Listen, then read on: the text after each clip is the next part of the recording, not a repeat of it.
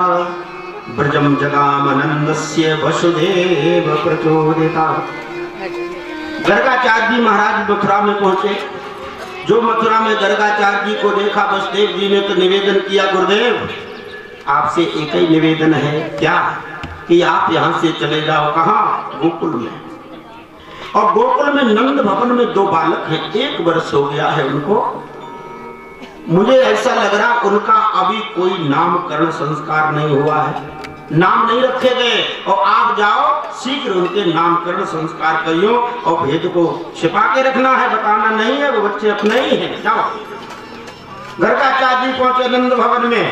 जो नंद बाबा ने देखा, आइए आइए पंडित जी महाराज बड़ी कृपा की, आप पधारे।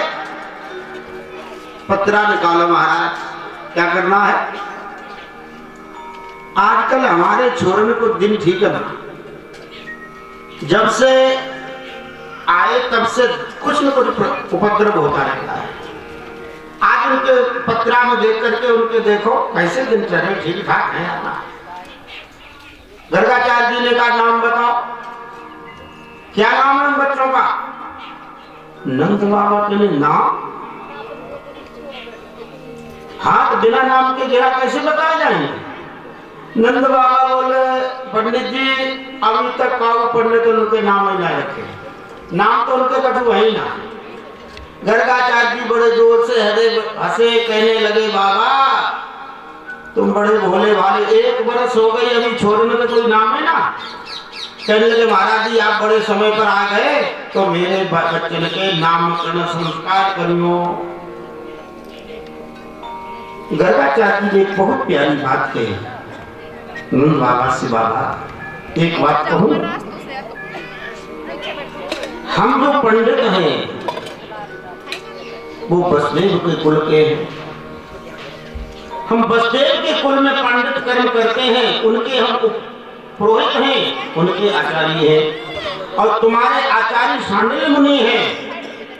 यदि मैंने नामकरण संस्कार किया तो कंस समझ लेगा ये बालक तो वसुदेव देवकी के ही है, नहीं तो उनके पंडित काहे को जाके नामकरण करने के लिए, अब वो मारने के लिए आ जाएगा, फिर क्या होगा।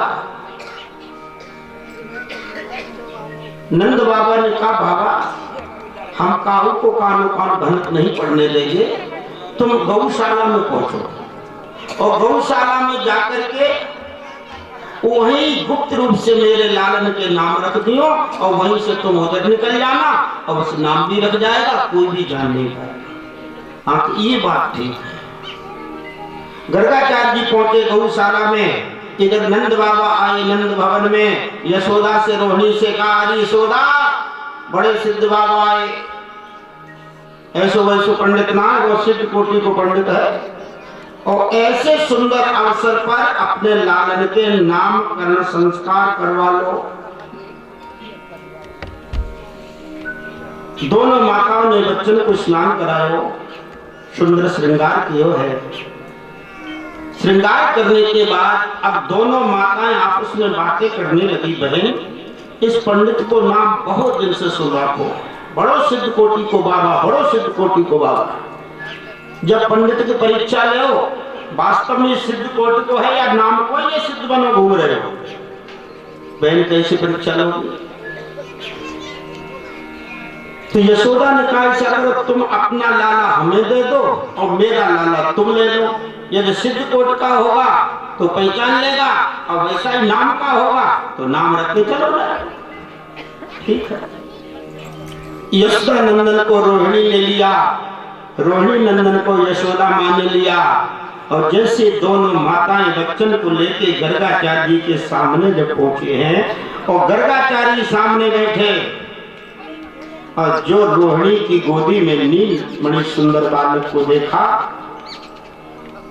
तो महाराज जी ने मन में विचार किया कि ये तो अद्भुत बालक है। कितने हमने अपने जीवन में बच्चन के नामकरण संस्कार किए, कितने नाम रखे, लेकिन ऐसा अद्भुत बालक तो हम जीवन में पहली बार देख रहे हैं। चलो नेत्र बंद करके देखता हूं, तो त्राटक समाधि लगाई, आधा नेत्र खोला आधा बंद। और जैसे उन्होंने ध्यान लगाया तो महाराज गर्गाचार्य जी तो समाधि में चले गए। अब न हिले न डुले न बोले न चाले। कड़कड़ में ढूंढा तुझे तेरा पता नहीं, और जब तेरा पता मिला तो अब मेरा पता नहीं। समाधि में चले गए। ब्रह्मानंद का आनंद लेने लगे गर्गाचार्य जी। अब माँ यशोदा रोहिणी को बैठे काफी देर हो गई, बहुत समय हो गया। रोहिणी से कहा माँ यशोदा ने, बहन देख जो बाबे कहा है रे, हिले न डुले न बोले न चाले कहा है देख। जब यहाँ की भटी भटी रहे सो मैया ने रोहिणी ने जैसे जैसे हाथ बढ़ाया मुंह की तरफ, वो तो सांसों में मालूम पड़े।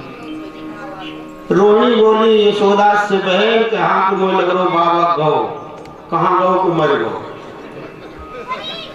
जब सांसों में चले नवजों में चले। सोई मैया यशोदा घोड़ानी, हे भगवान अच्छो कलंक लगो, जब पंडित को मरना हो तो जब बाबा को यमुना पे मर जातो, हमारे गौशाला हमारे सिर पंडित काजे आयो का। सो मैया यशोदा सशंकित हो गई बेचारी का हाथ पकड़ा पंडित का, तेजी चलाया, हे बाबा, जो हिलाया सोई बाबा की समाधि खुल गई। एकदम समाधि खुली। मैया ने कही बाबा कहा सोच रहे थे, इतनी देर थी तो समाधि लगाए बैठे। अरे मैया मैं तेरे लाला को नाम सोच रहे। मैया बोली तू ऐसा तूने नाम सोचो, हमें सोचना पड़ गई है। इतनी देर में तुमने नाम सोचे जब तू ठीक ठाक है, कहा नाम सोचो तुमने इतनी देर में। तो आज गर्गाचार्य जी कहते माँ यशोदा से कि अयम ही रोहिणी पुत्रो रम्य सुहृदो गुणी आख्याते राम इति बलाधिक्या बलम विदु। अयम ही रोहिणी पुत्रो, अरे माँ यशोदा तुम्हारी गोद में है ये रोहिणी नंदन है। जो ये कहा सोई चौंक गई, इशारा किया बहन रोहिणी सिद्ध बाबा है, नाम को ना काम को है, एक दृष्टि में पहचान लिया। हाँ हाँ बाबा हम बहनों में कोई अंतर नहीं है, तुम तो नाम रखो केवल। इनका पहला नाम है संकर्षण। एक माँ के गर्भ से दूसरे माँ के गर्भ में लाए गए, इसलिए इनका नाम संकर्षण है। दूसरा नाम इनका बल है, तीसरा नाम राम है। लोग मिलाकर इनको बलराम भी कहेंगे। और ये जो है रोहिणी की गोदी में है, इनका नाम कृष्ण है। काली रात में इनका जन्म हुआ, इसलिए इनका नाम कृष्ण है। कर्षति इति कृष्णा, जिनकी तरफ ये देखेंगे उसी को आकर्षित कर लेंगे। और उसके बाद बहुरसन्ते नामानि रूपाणि च सतस्यते गुणकर्माणि रूपाणि तान्नम भेदिनो जना। और मैया इनके तो हजारों नाम हैं, इनके नाम से तो गोपाल सहस्रनाम आदि विष्णु सहस्रनाम इनके नाम से भरे पड़े। और अंत में तो ये कह दिया नारायण समगुण, ये तो साक्षात नारायण के ही समान है। ऐसे ही नामकरण संस्कार किए गर्गाचार्य जी ने। और नामकरण संस्कार करने के बाद में जब ये चले जाते हैं तब माताओं ने मन में विचार किया कि बाबा ने बड़े टेढ़े मेढ़े नाम रख दिए, संकर्षण, बलराम, कृष्ण, और जल्दी इनको बुलाना होगा तो कैसे बुला पाएंगे संकर्षण कृष्ण। अरे पंडित जी ने तो चलो ठीक है रख लिए हैं, लेकिन हम तो प्यार के अपने ही नाम रखेंगे।